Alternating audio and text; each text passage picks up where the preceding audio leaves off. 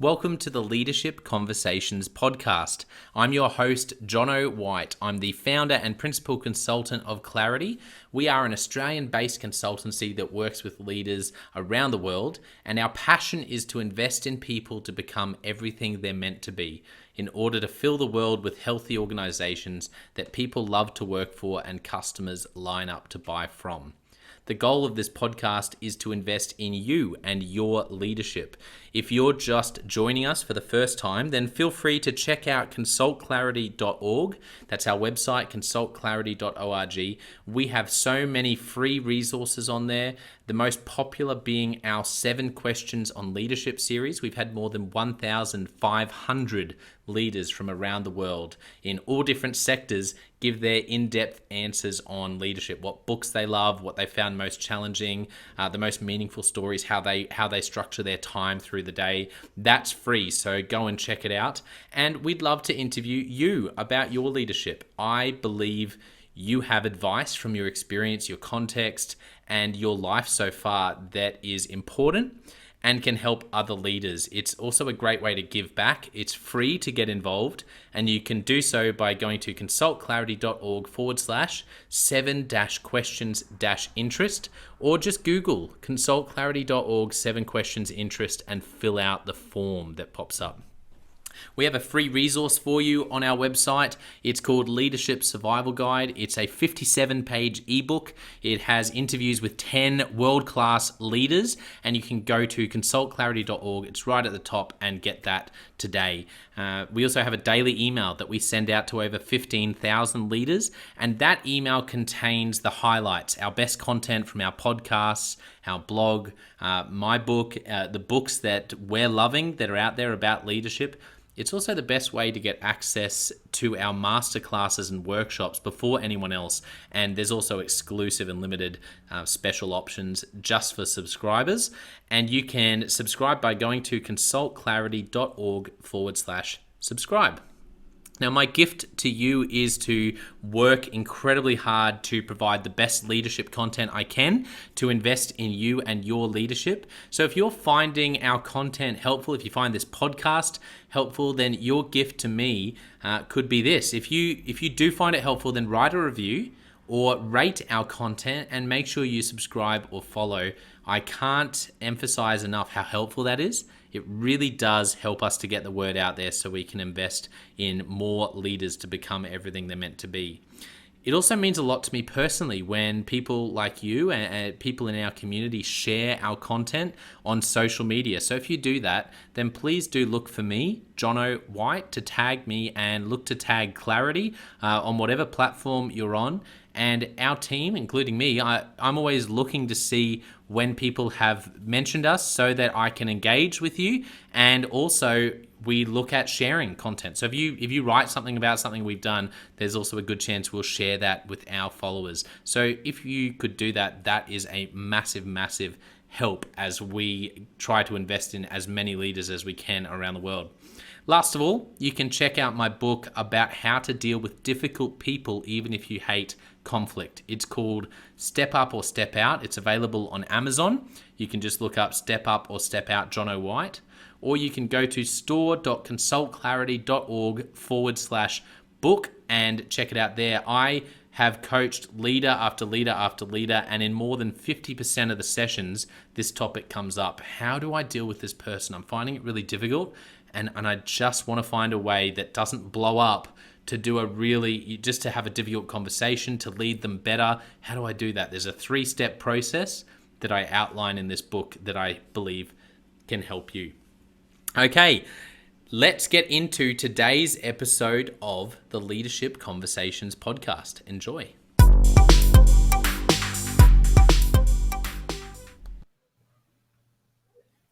Welcome to another episode of the Leadership Conversations podcast. Today's guest is Marie O'Connor. Marie is the Chief Executive Officer of Exhale Spa. Welcome to the podcast, Marie. Thanks, Jonno. I really appreciate it. Yeah, I've been looking forward to chatting with you and hearing a bit about your story. First of all, tell us about Exhale Spa and what you do as CEO. Sure. So Exhale Spa has been around for a little over 20 years now. And we currently have 11 locations, in addition to 3 other locations inside airports. We are traditionally known for our fitness, our bar and yoga classes, as well as new classes that we're bringing to the market, as well as our day spa, which includes massages, facials, body scrubs. And just recently, about a month ago, we launched our new innovative health and wellness services, which is another component of our business, which will be our med spa slash recovery spa.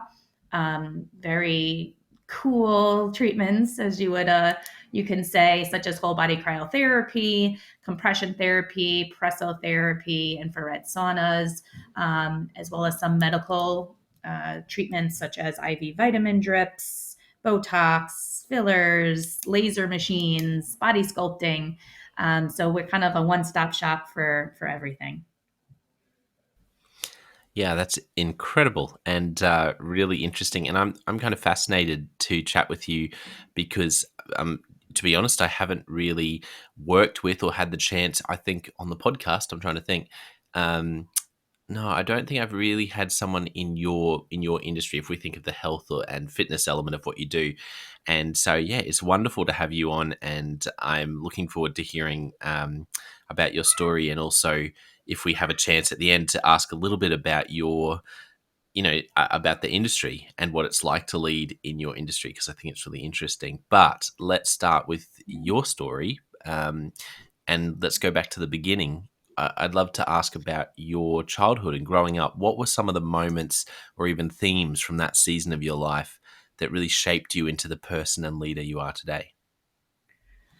I think that it's probably very cliche to say, but it really kind of started all with my parents. I'm a, first generation Irish American. My parents came over here when they were teenagers. They actually met here at about 17 or 18 years old. Typical Irish American or Irish Catholic family. My dad's one of 9 children. My mom's one of 18 children. By the time they're 15, 16, they either went to England or they came to America in order to make a living. And so, they really instilled hard work, accountability into us. I'm one of 5 children. I have 4 brothers. So I could, especially young, I was definitely a tomboy and I didn't let boys push me around. Um, and I think that the expectation of success was instilled with us since we were little. They came from nothing, ended up having multiple houses, being very successful. Um, and they sent us to the best schools. We lived outside of Westchester. We lived inside Westchester, which is just outside of Manhattan. It's the suburbs, very wealthy areas. They sent us to the best private schools that they could, but they also, if we went to McDonald's once a month, it was a big treat. They spent their money where they found need, where their children can, benefit the most from. So again, they really geared us all towards success, and I think that I've always felt that I needed to show them, and even all my brothers are very successful. We have lawyers. I have two of them have doctorate degrees. Other ones own many properties. And so we're always trying, our parents really instilled that success around us since we were little. It's funny. I know you said it's cliched, but it is so true how often great great leaders in any sector anywhere in the world, that there's often parents are often one of those mentors, one of those people that people look back to and go, there's something, that's where I first learned this lesson or that lesson. So no, it's lovely to hear that. Are there any, when it comes to work ethic, are there any stories of your parents and work ethic that really stand out, like specific moments where you can think back and think, yeah, that was typical parents in terms of how they went above and beyond, or just were willing to sacrifice, to just work hard to make to create a good life for you and your siblings? I still don't understand how my mom did it. She wasn't working in a job per se. Besides, and I shouldn't say this because I'm a mother of three. She was a stay-at-home mother, and that is in and of itself is a job. But she had 5 kids under the age of 6, right? So 5 kids within 6 years, and I never missed, and I was in multiple sports every single season, and every one of my brothers were.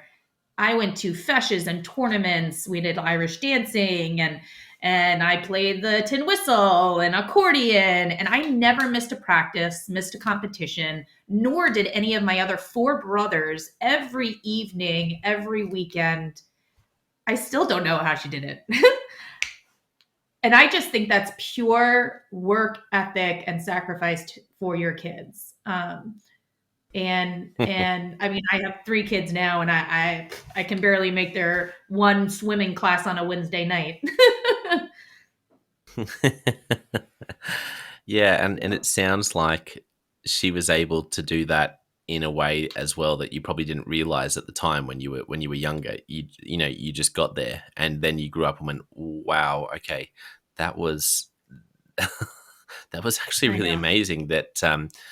And that's such a great leadership lesson as well. That idea of the leader being like the duck on the pond, that looks really calm on top, but is swimming really fast underneath the water.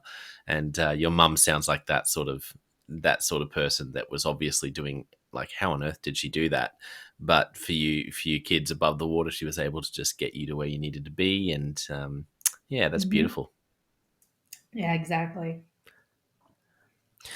So as we fast forward from there, I'm interested in one of the first leadership opportunities you can think of where you really felt like, oh, okay, I'm this is real, or I'm out of my depth, or there was some sort of challenge to it, or um, you were leading a team, or you were doing, even if it was something in school and it was really challenging, or when you were older. Can you think of one of the first leadership opportunities you had where it was really a stretch for Marie? Yeah, I would think the biggest one for me was so I became a nurse, a bedside nurse, when I was 21 years old, 22 years old. Um, I had multiple positions. I went up the ladder pretty quickly inside of a healthcare system. Um, by the time so I was 21, by the time I was 26, 27, I was already a supervisor of a large hospital, 300 nurses working for me. That never I was never felt like I was in over my head. I felt like I was gradually put there. There was also when you're up, when you go through the ranks, and you are one of the top corporate, there's still people over you that that didn't that still I never felt like I was drowning, like cuz like there's always someone I could go to, or there's always someone I could talk Mm. to or troubleshoot. The one time that it really stretched me thin was when I just jumped into entrepreneurship. I was by myself. I was a solo owner, self-employed, opening up a store, my own company, doing these health and wellness treatments. This was about 6 years ago, 7 years ago. And I think I had, when I first opened the store, maybe 2 employees. And I was a nurse. I never went to business school. I had no idea how to design a flyer or website, and I had no one to talk to. I thought that was the time, that first 6 months, 7 months, really, I was scared. Um, but then all of a sudden it just clicks. I make the decisions, and that's it. I don't need to question myself. I don't need to ask anyone for permission. And I've been doing that for 8 years, and it just, I don't know, it just switched. But that first 6 months was definitely hard. Yeah, because you'd obviously you'd obviously really enjoyed having that layer, which I really resonate with that layer above you where, okay, I don't know what to do here, so I'll go and I'll talk to you. And then suddenly as an entrepreneur, you don't have that layer. It stops with you, which is really scary. And I guess it sounds like you had to change your, how you operate a bit. And I think as well, what I've found as an entrepreneur with, just running a consultancy, that's, where I have, been a small business owner and entrepreneur is running Clarity. And I think it's the fact that you need to move so fast and be willing to pivot, and that Mhm. can feel really different to what it's like in a larger organization where it's much more about how do we get everyone bought in? Whereas when you're an entrepreneur, it's really about, okay, how do I how do I make sure I'm always doing an MVP? Like I have a client of mine who runs a a medium-sized business, and we're always talking about the minimum viable product. Like, let's not get caught up in this. How do we get the MVP out? Yeah. Um, and not move too slowly. What were the biggest lessons you learned in those 6 months? If you think back to it, what were the big things in those 6 months, in your first 6 months as an entrepreneur, that have stuck with you? I mean, hands down, the self confidence that you gain is just, it's unbelievable, and it can guide you through the rest of your career. I even after I sold the business, I exited about 4 years after I started it. I tried, to jump back in, and I had a C. I was a chief of staff at one job for a very short time.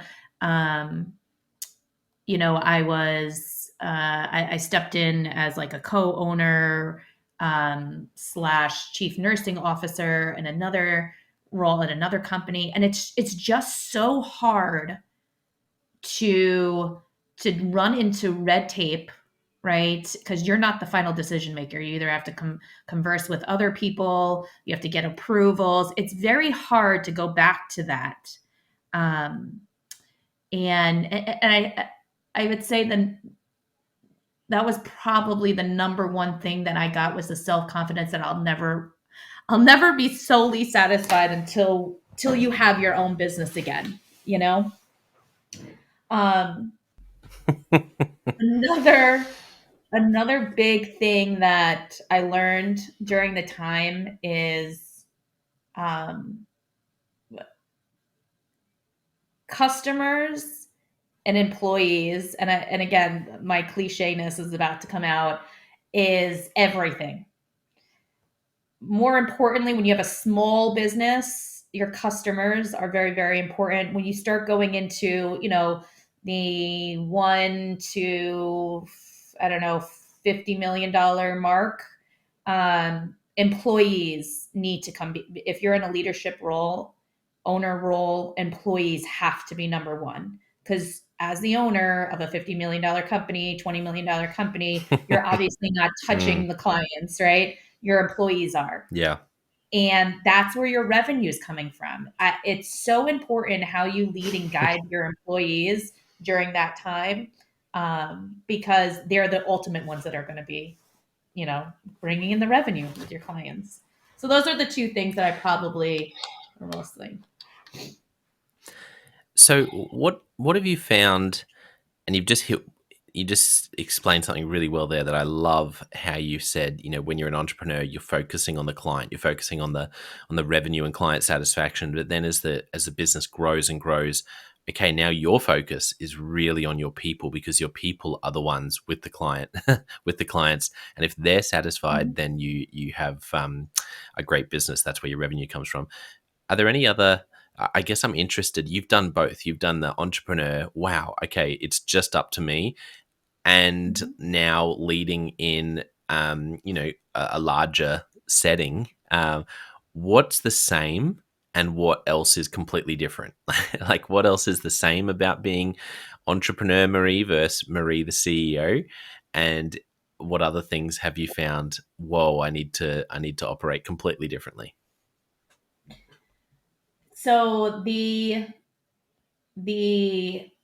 and it's a hard switch too. because you get into that mindset. Before I answer your question, I'll just say this: it's a hard switch from going into a small business to then grow into or step into a role that's a larger business, because you have these habits of, thinking that you got to be at the front desk and talk to every client because your memberships are low that day, or have been low for the last week. And you, as the CEO, just feel like you got to jump in behind the front desk for 2 days and, spend 6 hours behind the desk. But you can't do that, right?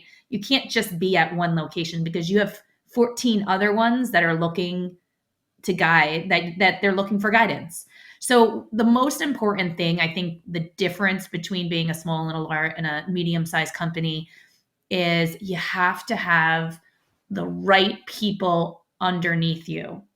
And you need to find out quickly if they are or aren't. There's some people that are coachable and there's some that aren't, right? If you've said something, I need you to follow up on this, or this is a project that I need to implement. And you know what? They may not do it right, or not, I shouldn't say right. They may not do it your way the first time, the second time.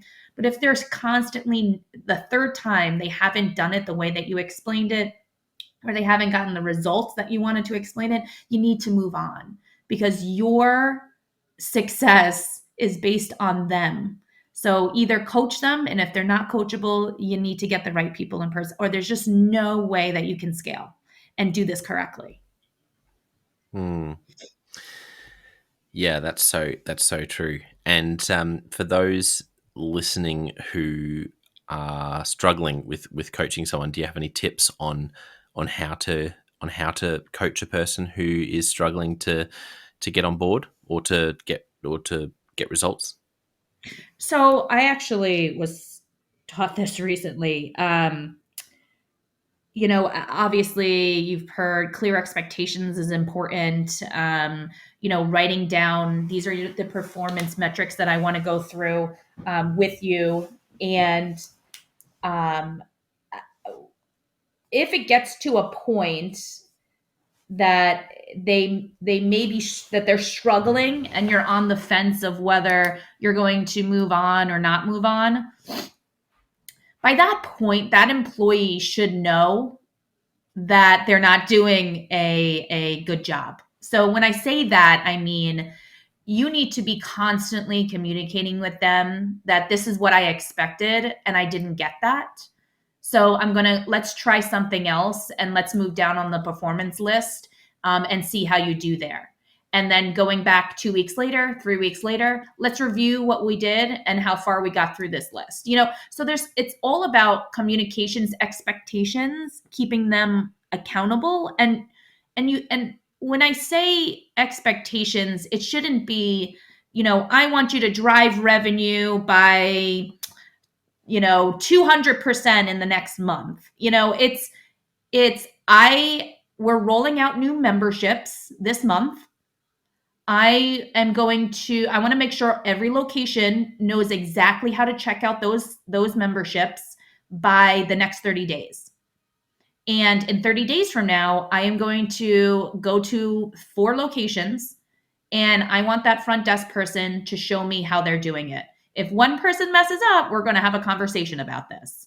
So realistic, attainable, and not these theories of revenue has to go up, membership has to go up, where there's other things that could throw that metric off. You need tasky things that they can accomplish and you can measure. Yeah, I love that. I think that's why my business is called Clarity, because if you can, in most of business, in my opinion, if you can be clear, that's half the battle. It's just getting really clear. And it's even, if we don't communicate clearly, but what you said there that I love is, if someone's not doing a good job, they should know. It's like, it shouldn't be a surprise to them. What? I thought I was doing a great job. It should be like, they should know it even better than you know it, because you're having conversations again and again, not to, like, just to be really clear about what's expected and what's not working. And it sounds harsh and people get defensive, but it's actually a kind way to deal with someone. If you don't tell them and then you spring it on them, actually, I've been waiting to say this. I have to look up what I had. I was working with someone the other day, and they gave me this word in Korean that is. I'm just looking. I promise this will make sense.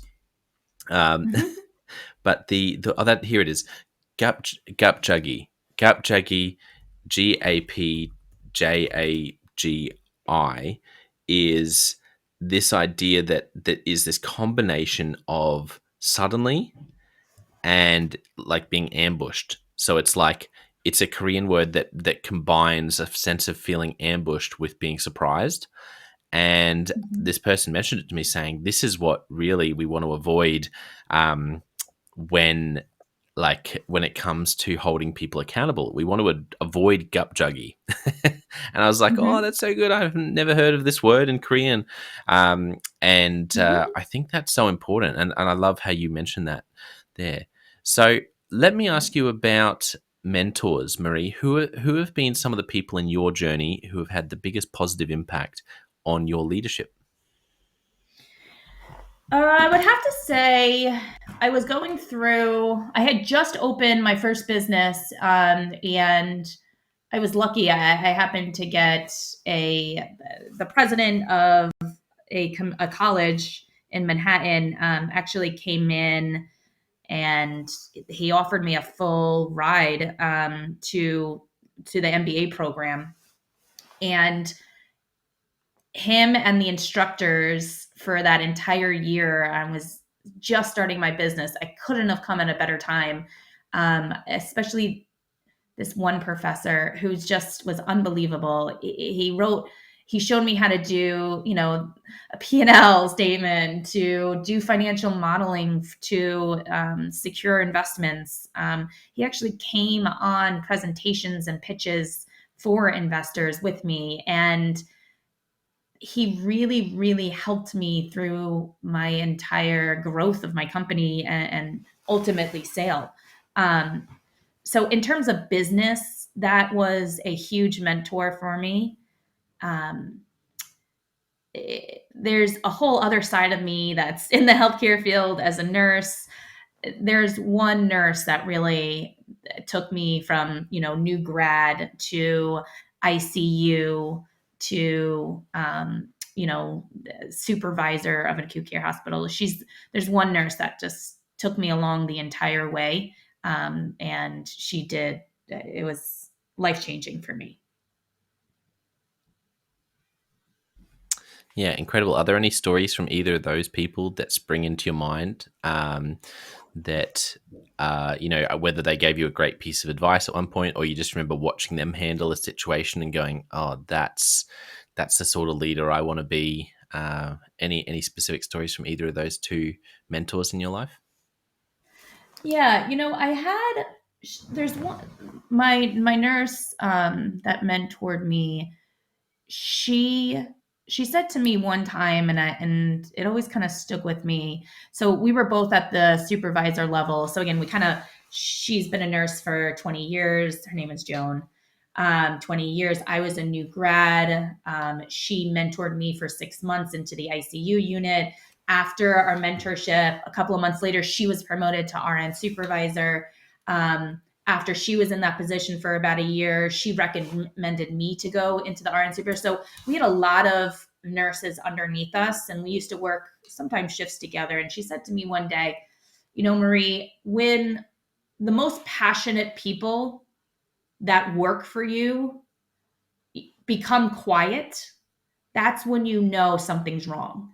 So we were having issues with, I would work with a supervisor and another supervisor, and we would have to call nurses in, right? That would be a float pool, it's called. So the hospital is surging, the beds are overloaded. We need to bring more nurses in. They're not scheduled to work that day, but we'll give them a bonus to come in. And every time I was with one of the supervisors when I first started, we would call about 100 nurses, and maybe one or two of them would come in, right? But when I was with Joan and it was me and Joan there, and she would train me on what to do, we would call the 100 nurses and about 50 of them would come. And, maybe one off, okay, maybe more were available that day, but this was every single time. And the reason why these nurses were coming in is because they were passionate to work for Joan. And it wasn't even her company, but they knew that Joan wouldn't have called her or called them unless it was absolutely necessary. Meanwhile, another supervisor would call and it was like, nope, sorry, don't have time. So you need to lead. You need to lead and have people want to do things for you because they know you would do it for them. So that was probably the one lesson that I learned when she was mentoring me. Yeah, I love that. That's so good. It's like just that sense of I guess for people to know that you really have their back. It sounded like, and I think it's easy to say that, but actually to lead in a way where people know, you know what, if they're calling me and it's because of something really valid, they're not going to waste my time. It's worth turning up. That's actually quite hard to do as a leader. I think it's easy to say, but yeah, I love that story because I think that speaks volumes about the leadership of your mentor. Yeah, exactly. Well, let's jump into Leadership Express. First question I have for you, Marie. Can you think of a book that you've gifted a lot to other people or that you find yourself always recommending? Yeah, there's one book that says How to Win Friends and Influence People. I always found this very, very good, especially at influencing people. It's such a good book and it's really old, but it's funny. You can read it, and if you didn't know it was written back then, it could have been written last year. It's one of those books that's that's a great recommendation, and it's so simple, isn't it? But I think most great concepts are, and it's a wonderful recommendation. What about one-on-one meetings? This comes up all the time. People want to know, how do I run a great one-on-one meeting? What have you learned? Any tips for running a great one-on-one meeting? Listen, just listen. Listen to what people have to say, and whatever the goal is for that meeting, say it after you listen. So good. What is a big problem or challenge that you are seeing leaders face in your industry, in health and wellness and fitness? What's a big problem or challenge leaders are facing?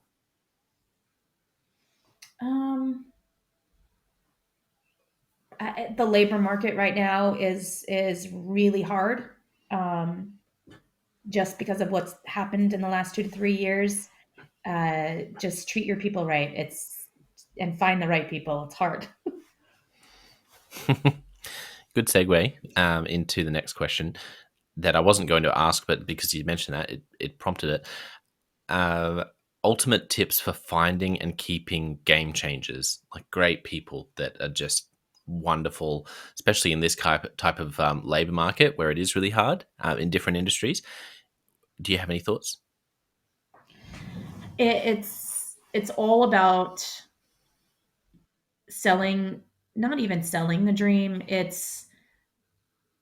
They need to understand and be involved in the future of whatever company you're in or are doing. They need to they need to build up that passion.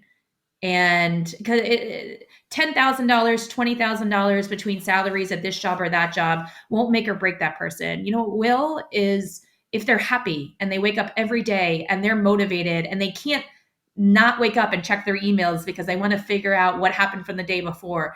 You need to instill passion into your employees, especially the ones that directly report to you, because that will only give them more energy to infuse the next layer of employees underneath them. Yeah, so good. What about when it comes to time management? So you mentioned you're a mum with 3 kids and everyone's busy. generally, is there anything that's a bit of a lifesaver for you in how you do work-life integration, how you manage your time? Any sort of cream of the crop kind of tips that really help? You know, everyone's different. Me personally, I set a time at 6 o'clock to 7:30. It's dinner, bath time, bed. I try as Mm. much as I can to never miss that, especially if I'm in at home, working from home. I would always shut down my computer and take that hour and a half with the kids. Obviously, I'm away sometimes, so can't do that. But you need to prioritize, or at least give yourself an hour to an hour and a half daily if you can, set aside just for yourself to make you whatever it is, Yeah. whatever, exercise or kids or whatever it is. Just make sure that you give your time. Yeah, that's good. No, I like that approach. Thank you. Mhm. Okay, this one can be lighthearted, or you can pick something serious. What's a movie or a TV show that is a real favorite of yours or really influenced you?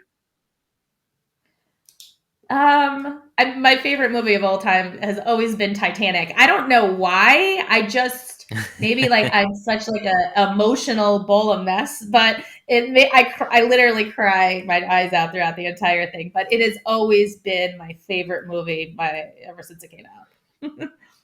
Oh, that's so good. I do love a tragedy. There's something about I love a movie where you finish watching it and you can't stop thinking about it for a couple of days because you're still like, oh, it really affects you. And it's definitely one of those movies. It just, the Mhm. story and it's so no, that it is a beautiful, beautiful movie.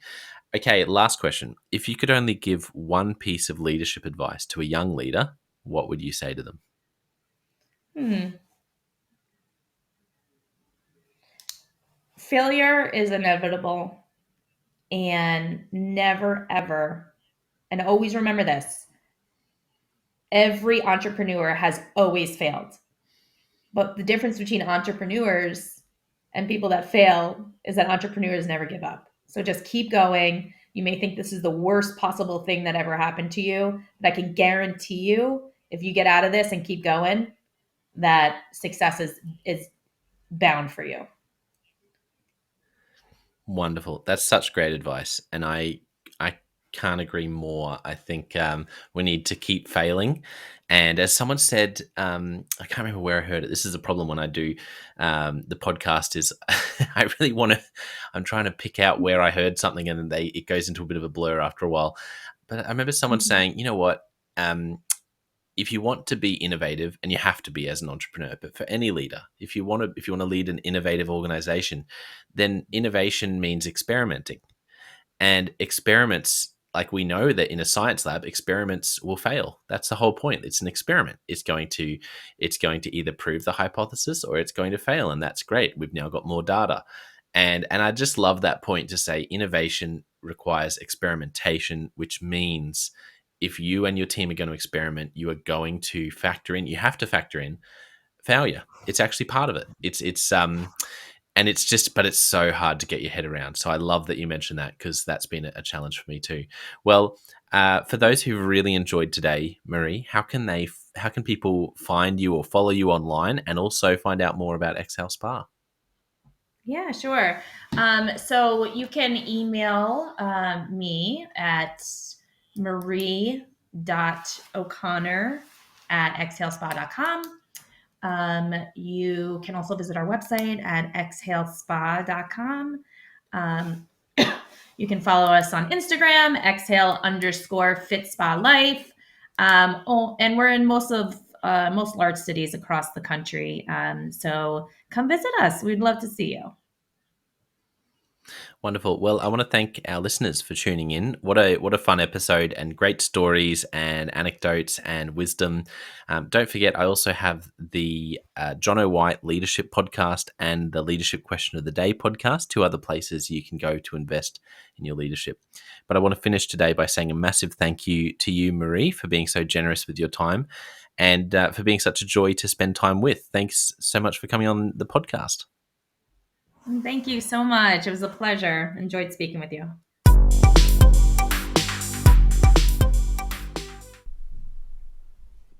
Well, I hope you enjoyed that episode of the Leadership Conversations podcast as much as I did.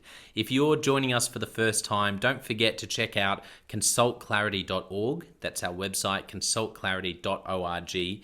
We have so many free resources on there, including our 7 Questions on Leadership series.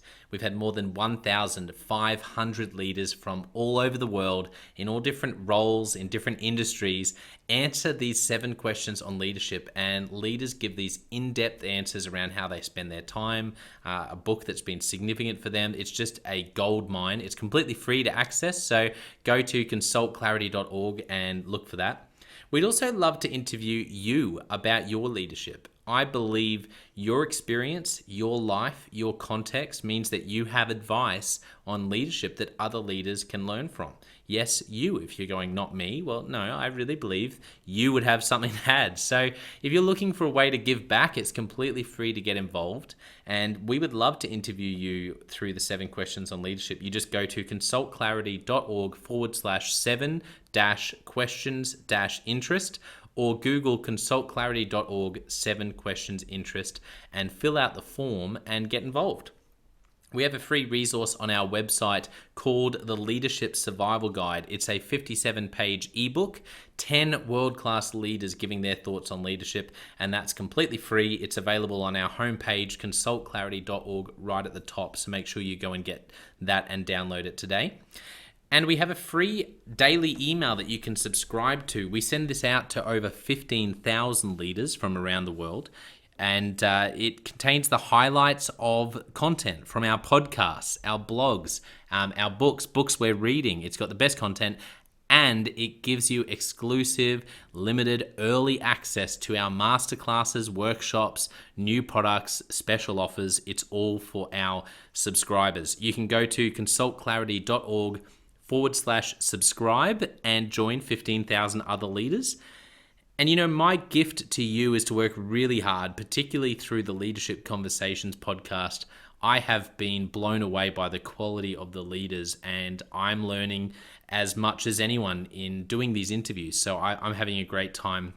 And my gift to you is to keep lining up the best leaders I can to invest in your leadership. Your gift to me, if you're finding this helpful, there is something that you could do that would help us out massively. And that is to write a review and to leave a rating for our podcast or wherever you're watching or listening to this. I can't tell you how much that helps us out. Also, subscribe or follow. It really does make a difference in helping us to help more leaders become everything they're meant to be. Another thing that means a lot to me personally is when I see our community share our content. So if you do share this or any other piece of content on social media, then thank you, and please do that. And look for me, Jonno White, or Clarity, and tag us in your post. Our team is always looking for posts to engage with from our community, and there's also a chance that we'll share your content to go beyond and share it with our followers. Last of all, you can check out my book. It's called Step Up or Step Out: How to Deal with Difficult People Even If You Hate Conflict. I wrote this book because 50% of the coaching sessions I have with leaders, this topic comes up again and again and again. And it's this idea of, how do I have this difficult conversation? How do I lead this person better when I'm finding them difficult? Or in some cases, you look and you say, I think I might be leading a difficult person. They're just quite difficult to lead, or I'm finding them quite difficult to lead. So there's a 3-step process that I unpack in Step Up or Step Out. And the amazing thing, and I've literally done this myself, and I've heard it anecdotally from other leaders as I've coached them, is that if you follow this process, you will see that person step up and change their behavior or make a decision, which is to step out some of the time. 95% of the time, people will step up or step out in just 4 weeks. And I stand by that. It's you have to read the book to understand, but I really do believe in it, and I've experienced it firsthand. It works. So you can go to Amazon, look up Step Up or Step Out Jonno White, or store.consultclarity.org/book. Well, thank you so much for listening. We're going to be back with a new episode next time of the Leadership Conversations podcast. And I hope today has helped you to take another step towards becoming the leader you're meant to be. See you next time.